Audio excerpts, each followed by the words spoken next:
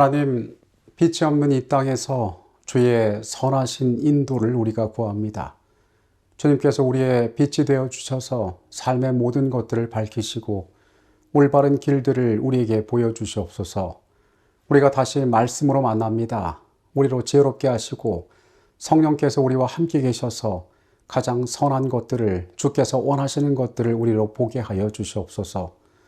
우리를 잘 아시는 아버지 하나님, 가장 합당한 것으로 삶에 부어주시고 또한 축복하여 주시옵소서. 거룩하신 예수 그리스도 이름으로 기도합니다. 아멘. 메타인지라는 말이 있습니다. 발달 심리학자인 존 플라벨이 창안한 이 용어는 자기 자신에 대해 생각하는 능력을 말합니다. 즉, 메타인지란 것은 얼마나 객관적으로 자신을 바라볼 수 있느냐 하는 것입니다. 메타인지가 높은 사람은 자신의 장점과 단점을 정확하게 판단하고 자신의 부족들을 채워나갈 수 있다고 합니다. 반대로 이 메타인지가 낮은 사람은 자신이 무엇이 부족한지, 어떤 것이 문제인지를 전혀 인식하지 못하고 그것을 개선하지 못하는 악순환이 반복되어진다는 것입니다. 시편의 말씀이 우리에게 주고 있는 여러 가지 영적인 유익 가운데 가장 중요한 것 한 가지는 아마도 우리 자신이 영적으로 어떤 상태에 있는지를 정확하게 알려주는 것이라 생각합니다. 오늘의 주제는 악한 길의 속임수입니다. 시편 141편의 말씀입니다. 여호와여, 내가 주를 불러싸우니 속히 내게 오시옵소서. 내가 주께 부르짖을 때에 내 음성에 귀를 기울이소서. 나의 기도가 주의 앞에 분향함과 같이 되며 나의 손드는 것이 저녁 제사와 같이 되게 하소서. 여호와여, 내 입에 파수꾼을 세우시고 내 입술의 문을 지키소서. 내 마음이 악한 일에 기울어 죄악을 행하는 자들과 함께 악을 행하지 말게 하시며 그들의 진수성찬을 먹지 말게 하소서. 의인이 나를 칠지라도 은혜로 여기며 책망할지라도 머리에 기름같이 여겨서 내 머리가 이를 거절하지 아니할지라. 그들의 재난 중에도 내가 항상 기도하리로다. 그들의 재판관들이 바위 곁에 내려 던져졌도다. 내 말이 닳므로 무리가 들으리로다. 사람이 밭가라 흙을 부스러뜨림같이 우리의 해골이 스올 입구에 흩어졌도다. 주 여호와여, 내 눈이 주께 향하며 내가 주께 피하오니 내 영혼을 빈궁한 대로 버려두지 마옵소서. 나를 지키사 그들이 나를 잡으려고 놓은 올무와 악을 행하는 자들의 함정에서 벗어나게 하옵소서. 악인은 자기 그물에 걸리게 하시고 나만은 온전히 면하게 하소서. 시편 141편에서 시편 기자는 삶의 안팎의 유혹으로부터 자신을 보호해달라고 하나님께 기도합니다.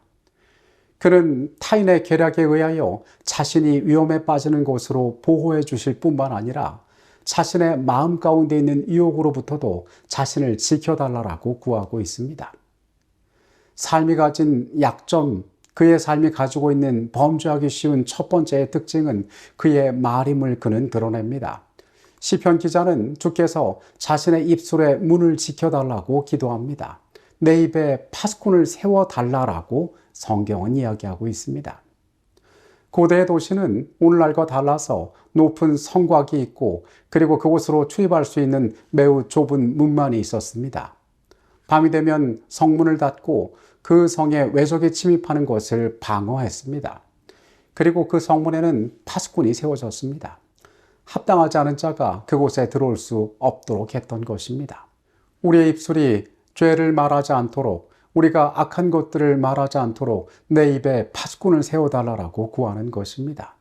그리고 그는 염려하기를 하나님의 자녀가 의인의 권고를 따르지 않고 악인의 진수성찬에 참여할까 염려하였습니다. 자신의 마음 가운데 있는 악한 생각들이 자신을 그렇게 만들까 두려워하였던 것입니다. 시편 기자는 우리의 마음들이 실제로 전투가 일어나고 있는 전쟁터와 같은 전장으로 묘사하고 있습니다.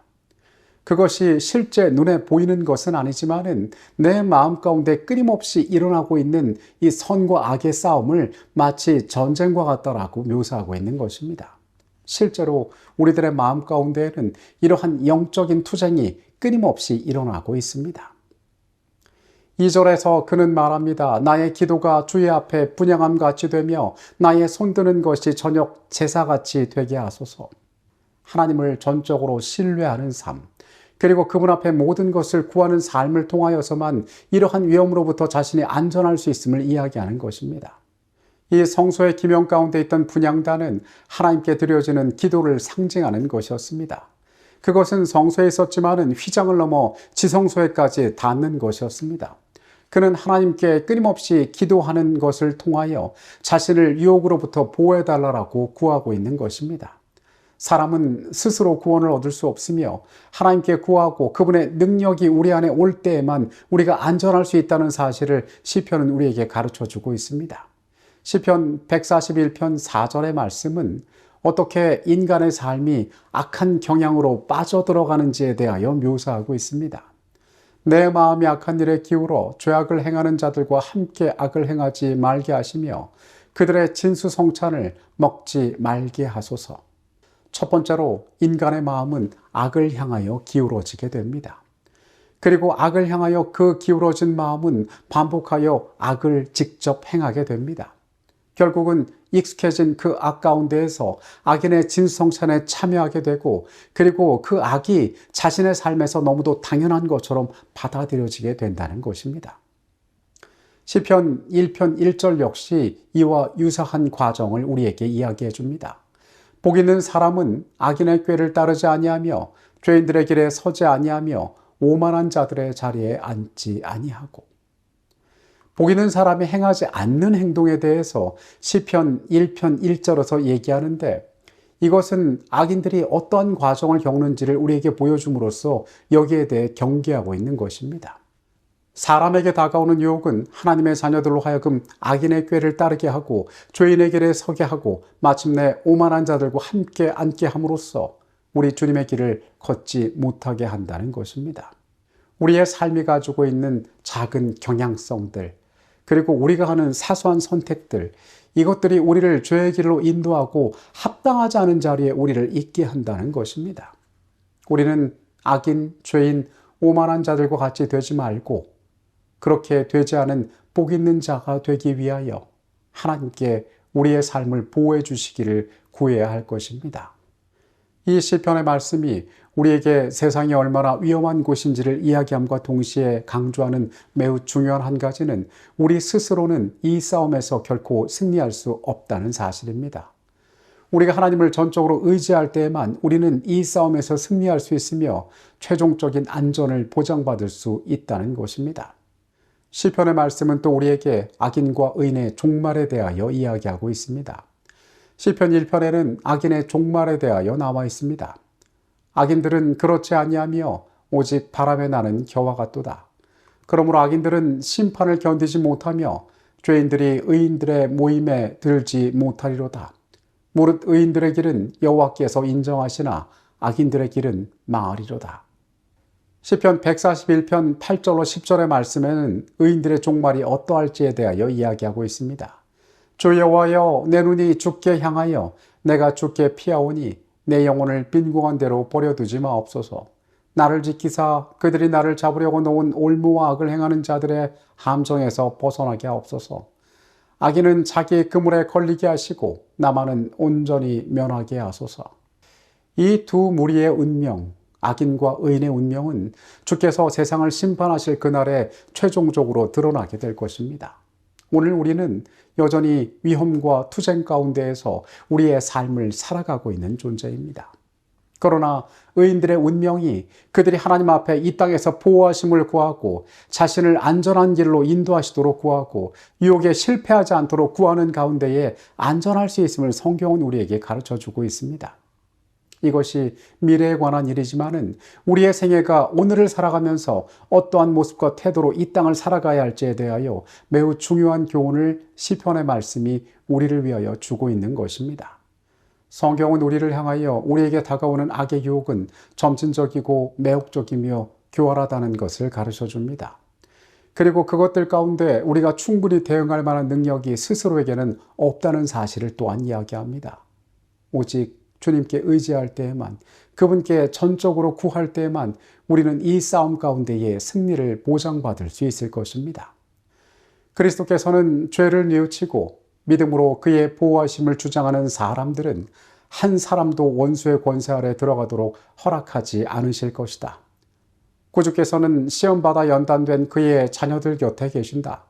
실패와 손실과 불가능과 패배 같은 것들은 예수와 같이 있을 수 없다. 우리는 우리에게 능력 주시는 자를 통하여 모든 일을 할 수 있다. 유혹과 시련이 닥쳐올 때에 모든 어려움을 바로잡으려고 기다리지 말고 그대를 도와주시는 예수를 바라보라. 광야에서 높이 들린 구리뱀을 바라본 자가 생명을 얻었고 예수 그리스도를 믿는 자가 영생을 얻는 것처럼 우리의 생애 역시 우리 곁에 다가오신 그분께서만이 우리에게 안전과 소망을 주실 수 있는 분임을 오늘 다시 한번 확인하게 되시기 바랍니다. 여러분, 삶은 쉽지 않습니다. 수많은 유혹과 위험들이 우리를 기다리고 있습니다.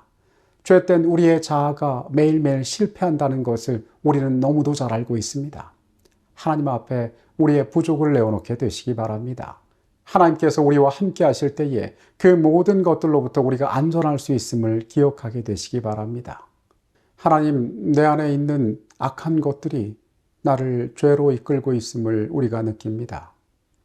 오늘도 내 속에서 수많은 전쟁이 일어나고 있고 그 영적인 싸움 가운데 내가 견딜 수 있는 능력이 없음을 다시 한번 깨닫습니다. 주님, 내 입술에 파수꾼을 세워 지켜주시고 내 마음의 싸움 가운데 주께서 다가오셔서 주의 능력으로 말미암아 우리로 하여금 실족하지 않도록 인도하여 주시옵소서. 주께서 기뻐하시는 모습으로 삶을 아름답게 가꾸어 가기를 원합니다. 주님, 우리의 의지가 되시고 오늘도 속절없는 자신을 고백하는 우리에게 다가오셔서 주님의 전능하심을 우리가 깨닫고 배우게 하여 주시옵소서. 이 하루의 삶에 같이 하여 주시옵소서. 거룩하신 예수 그리스도 이름으로 기도합니다. 아멘.